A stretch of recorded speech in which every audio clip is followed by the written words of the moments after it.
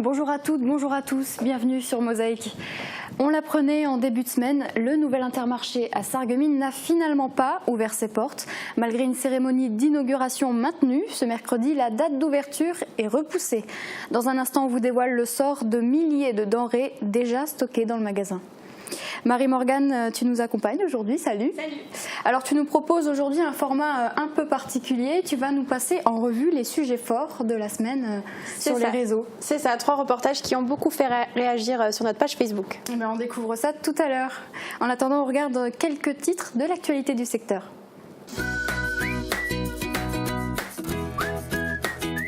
Shopping hyper fun, c'est chez Best, votre centre commercial à Faré-Bersviller. L'auberge Saint-Walfried va doubler le nombre de chambres. Des travaux sont actuellement en cours, 11 nouvelles chambres vont être créées, ainsi qu'un espace détente avec piscine, sauna et hammam. Ces nouveaux services devraient être accessibles au second semestre 2019.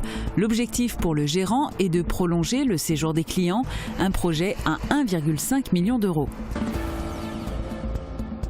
La pomme d'or pour Céleste Lette. Jean-Paul Pruvot, le président de l'Union départementale des arboriculteurs de la Moselle, et Édouard Morer, le président des arboriculteurs de Neunkirch, ont remis cette distinction au maire de Sarreguemines.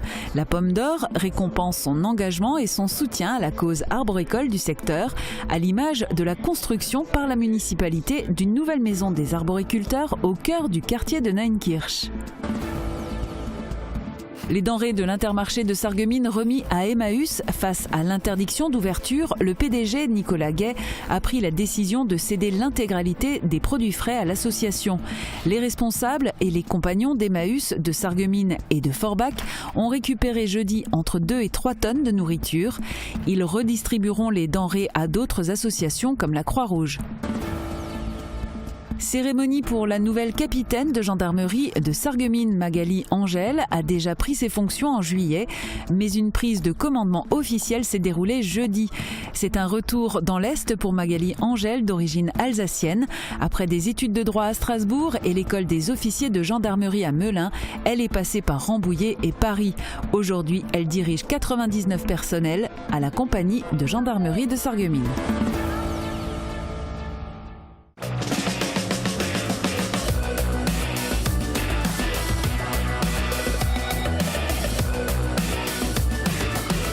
L'Aglo booste le très haut débit. Le temps va-t-il être agréable ce week-end? On l'espère, voici la réponse. Avec le Crédit Mutuel, partenaire des grands événements sportifs.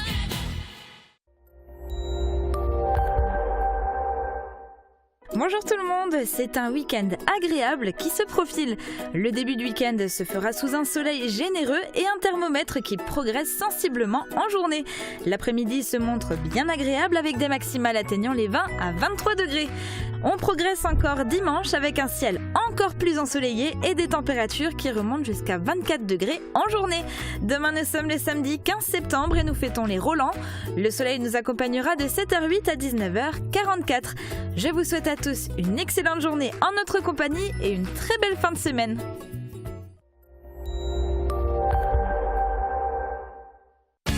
Au Club Bouygues de Sarreguemines, Forbach et Saint-Avold, vous profitez du plus grand réseau 4G de France, de la puissance de la fibre et d'un large choix de téléphones portables.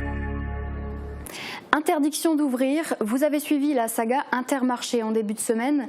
Si la sous-commission départementale de sécurité doit se réunir cet après-midi, rien ne peut être présagé à l'heure de ce direct et sûrement pas la date d'ouverture. Problème, les denrées alimentaires sont périssables. Le PDG Nicolas Gay a donc pris une décision relayée par les médias. Reportage de Marie Luf. Céder l'intégralité des produits frais à Emmaüs, Forbach et Sarreguemines. Cela inclut les fruits et légumes, le poisson, la viande et les pâtisseries. Environ 30 000 € de marchandises. Ramenées au poids, cela donne 2 à 3 tonnes de nourriture.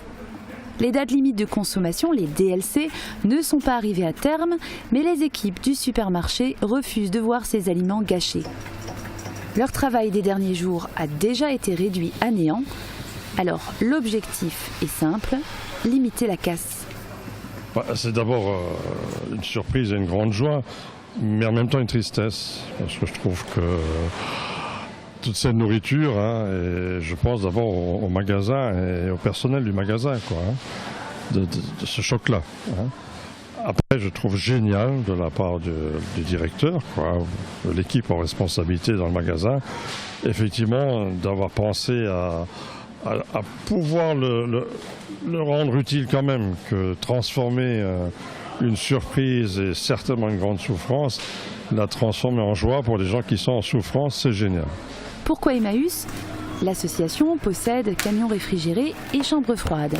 Emmaüs Forbach et Sarreguemines se sont engagés à redistribuer les lots à d'autres associations caritatives, type la Croix-Rouge.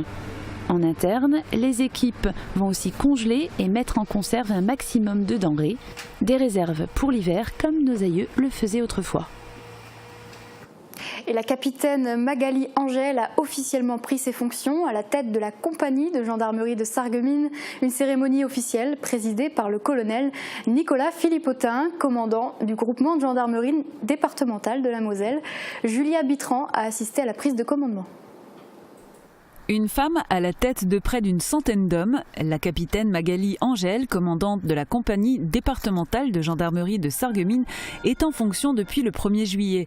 Sa prise de commandement a été marquée hier par une cérémonie solennelle.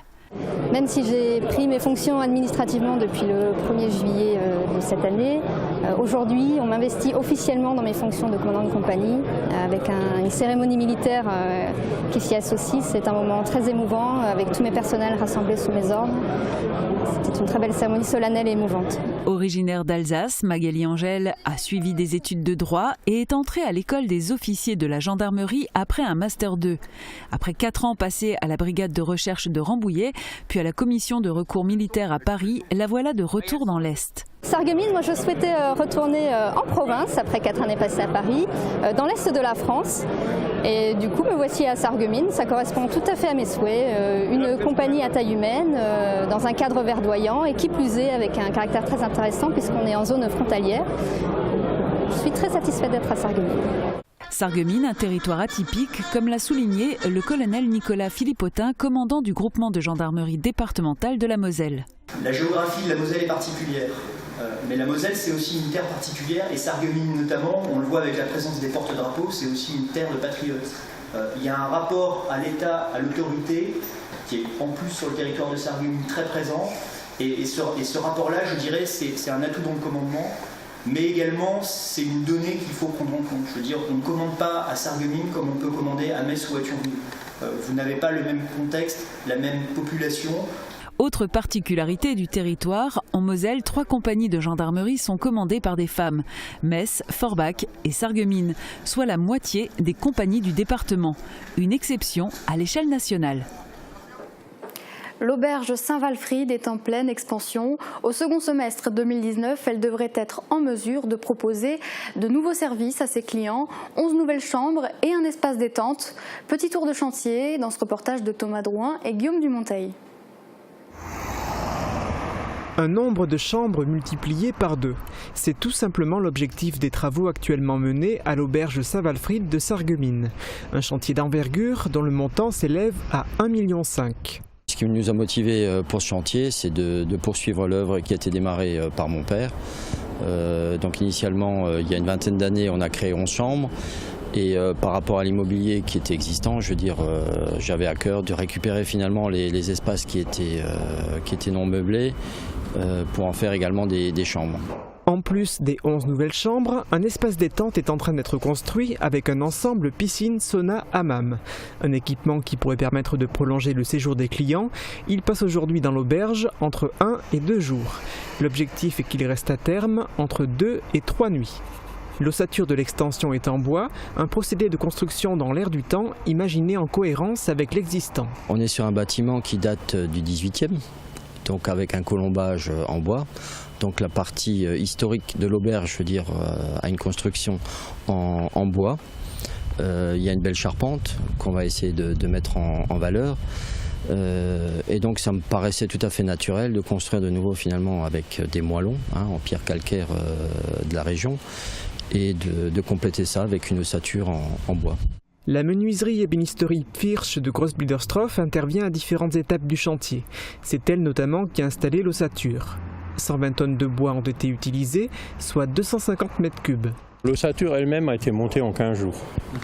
Parce qu'en fait c'est un grand Lego, hein, on peut appeler ça comme ça, où tous les panneaux étaient prédécoupés et se sont très bien assemblés au moyen d'une grande grue. Il a ensuite fallu consolider l'ossature. La construction aura duré au final 1 mois.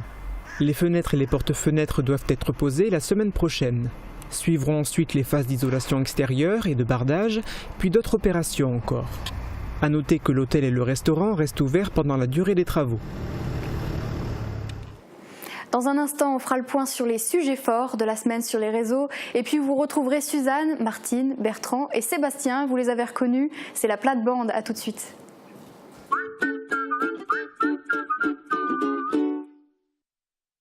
AVS Médical change les horaires d'ouverture de son magasin route de Nancy. Nous vous accueillons du lundi au vendredi de 9h à 12h30 et de 13h30 à 19h, ainsi que le samedi matin de 9h à 12h30. Profitez vite de notre offre 2 achetés, 1 offert sur notre large gamme de protection contre l'incontinence et de change complet. AVS Santé, notre métier, vous accompagner. Mal entendre, gênant pour vous, mais aussi pour les autres. Et si vous profitiez d'un test gratuit à la passion de l'audition, n'hésitez pas, allez voir un audioprothésiste diplômé. Il saura mesurer votre perte et vous proposer une solution d'expert, discrète, adaptée à vos besoins, à votre mode de vie et à vos contraintes financières.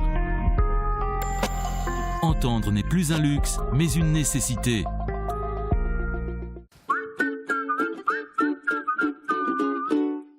Alors Marie-Morgane, avec toi, aujourd'hui, pas de question du jour, mais tu nous as prévu un résumé des sujets forts de la semaine. C'est ça, et on va démarrer avec le sujet sur les lycées 4.0. On s'est rendu cette semaine au lycée Simon-Lazare et les élèves et leurs familles ont pu récupérer des tablettes et des ordinateurs.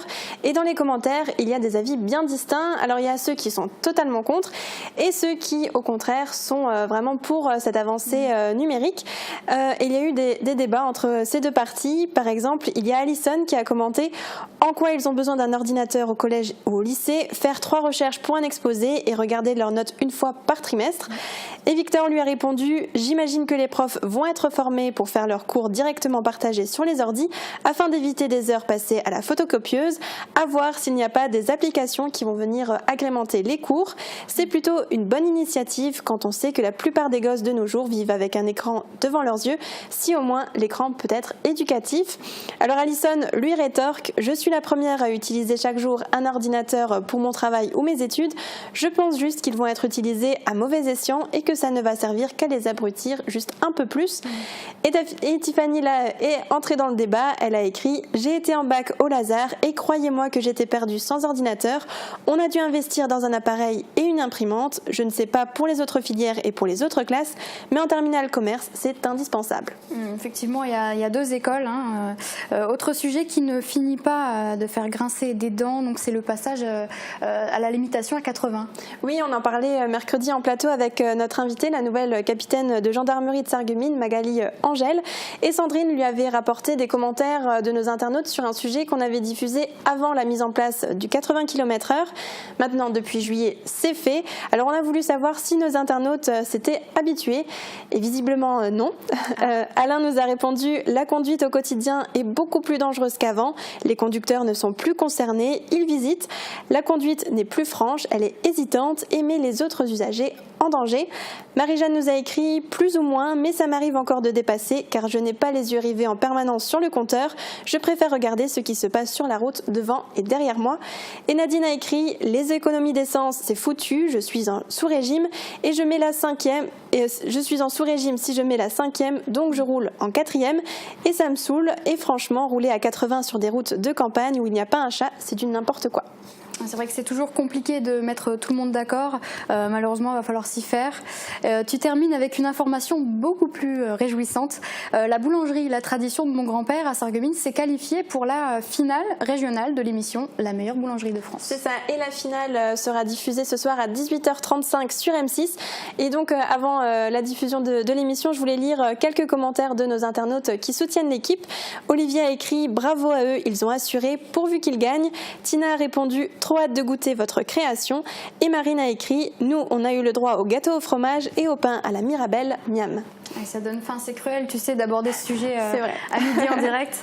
J'ai une petite question d'ordre personnel pour toi. Qu'est-ce que tu voulais faire quand tu étais plus petite, plus tard ? Alors moi, quand j'étais petite, je voulais toujours être prof de français, et pendant très longtemps. Et j'ai même fait des études dans ce sens-là, mais c'est là que je me suis rendu compte que finalement, je m'épanouissais pas là-dedans. Mais dans ma petite tête, j'avais déjà l'idée de devenir journaliste, et je suis là aujourd'hui. D'accord. Tu voulais ni être vétérinaire, ni danseuse étoile. Pas du tout. Moi, je voulais apprendre des choses aux gens. Très bien. Et ben, qu'est-ce que tu feras quand tu seras grand ? C'est une question qu'on pose souvent aux enfants, effectivement. Certains nourrissent de grands rêves en la matière, mais ils ne se concrétisent pas toujours. Voilà un sujet qui a beaucoup inspiré notre joyeuse plate-bande.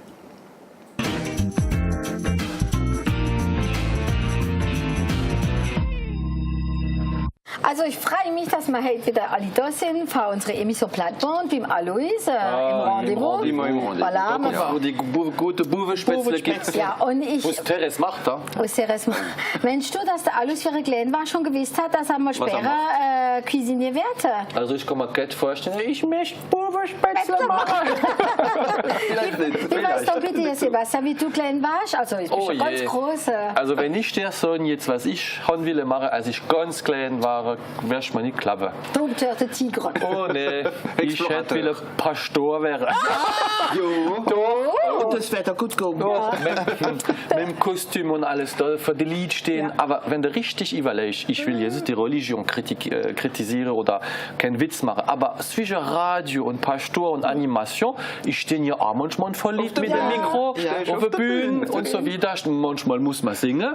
Also da gibt es keine große Differenz. Aber natürlich. Argentine Fidel? Ja, Fidel, Hucke da.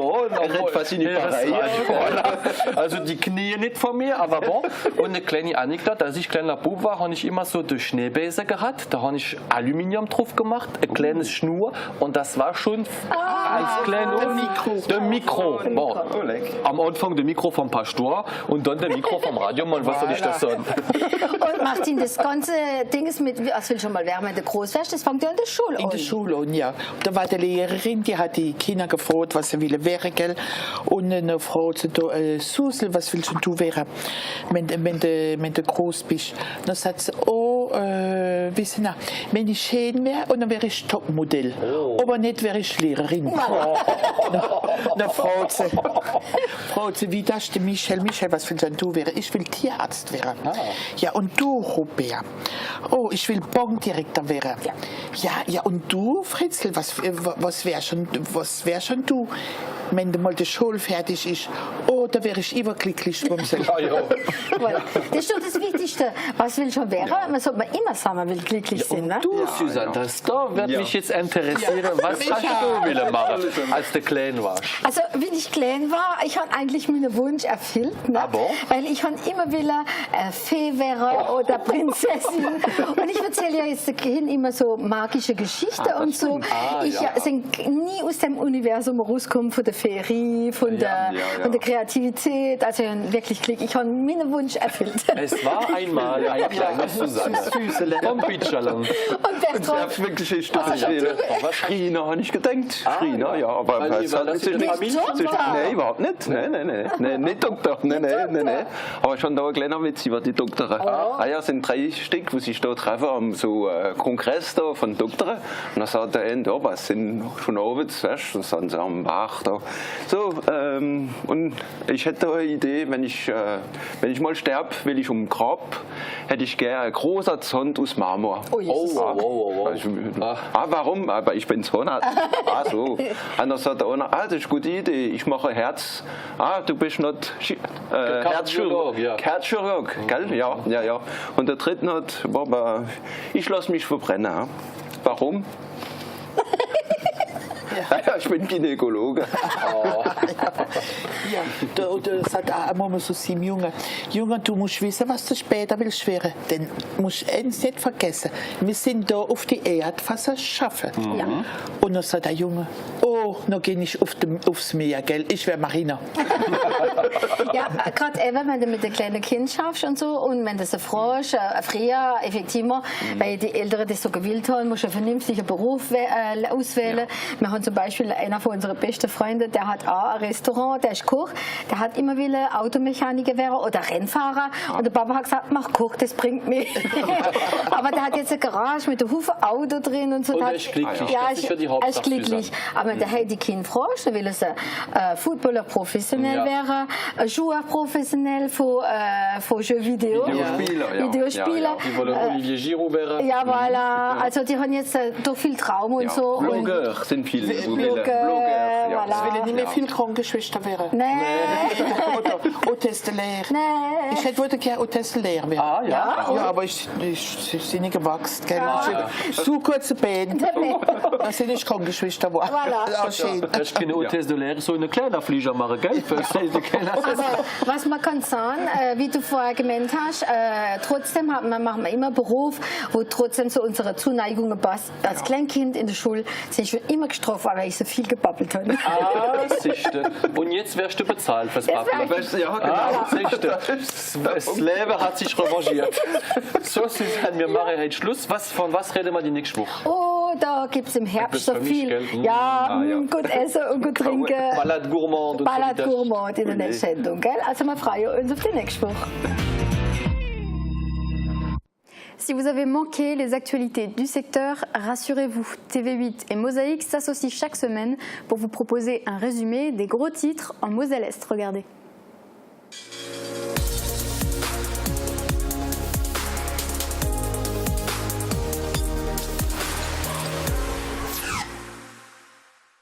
Acteur et réalisateur de renom aujourd'hui à Sarreguemines, la magie règne autour de la sortie d'Alad 2. Kev Adams, présent ce soir à 18h45 au Cinéma Forum, va devoir faire face à un nouvel ennemi incarné à l'écran par Jamel Debbouze, également présent à Sarreguemines aux côtés de l'actrice Vanessa Guilde. Ce fantastique plateau sera face au public de l'avant-première de ce film, assurément déjà sur les rails du succès. Le Super U de Roth Ambar a collecté plus de 3,2 millions de bouteilles en plastique. Depuis 2 ans, le conteneur installé sur le parking fait du supermarché le deuxième plus gros collecteur de France. Pour chaque bouteille ramenée, un bon d'achat de 2 centimes est offert. De quoi inciter au recyclage. Ce dispositif a également permis l'embauche d'une personne. Qu'il s'agisse du bois, des conserves, du carton, l'objectif du Super U est d'adopter une politique zéro déchet. Rue Foch, l'échafaudage démonté laisse apparaître une fresque sublime. On l'a vu évoluer jour après jour et là, ce matin, quand les derniers éléments de la structure étaient enlevés, on est resté immobile, contemplatif, subjugué par la qualité et la diversité de cette œuvre qui retrace à merveille l'histoire des faïenceries de Sarreguemines.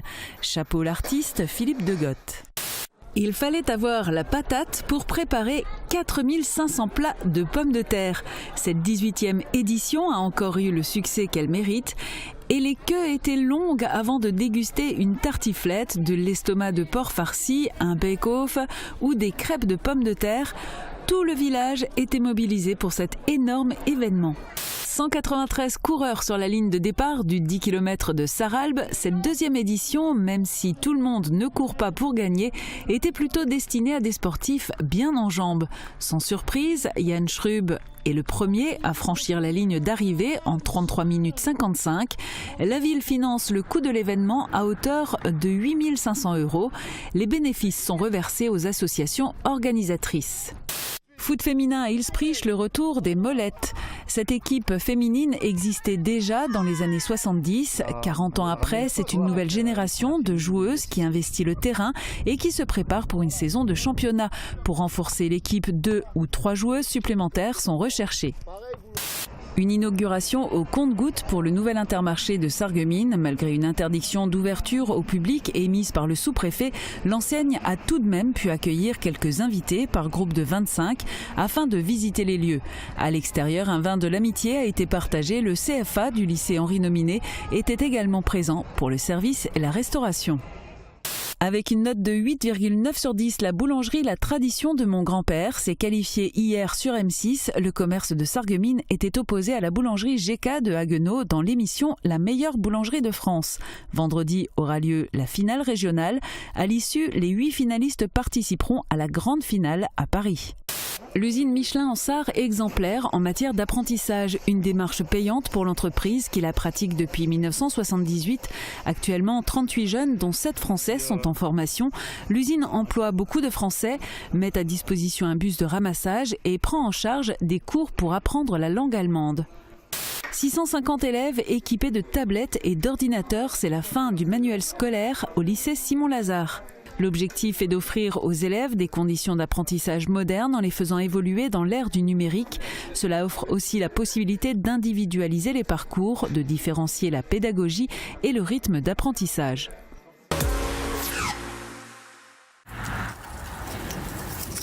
Je cherche toujours des objets, des plantes extraordinaires.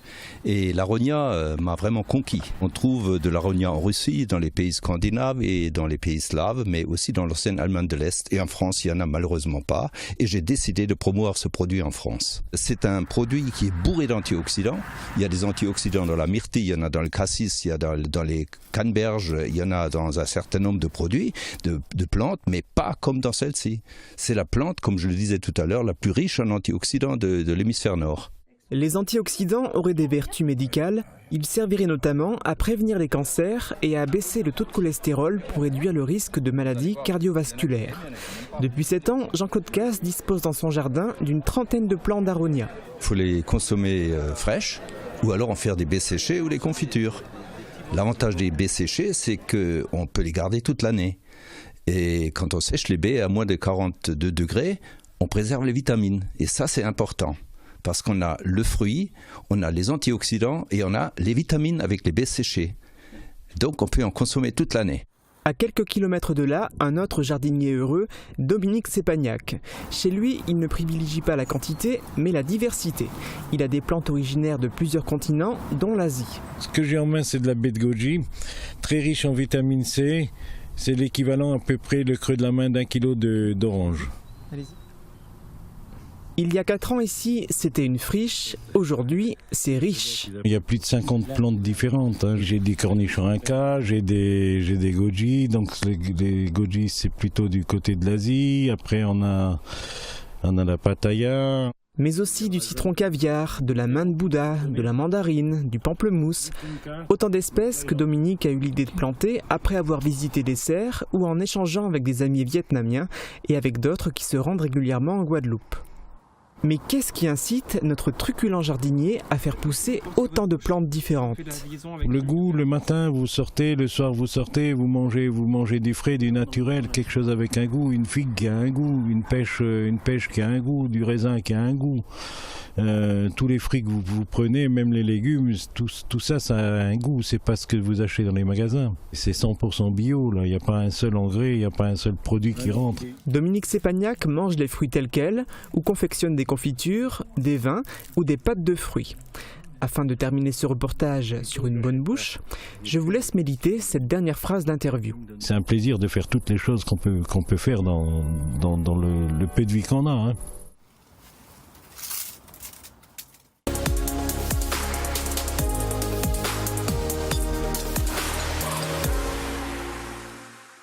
Voilà, ainsi s'achève notre émission. Retrouvez-nous lundi en direct dès midi. Excellent week-end à tous.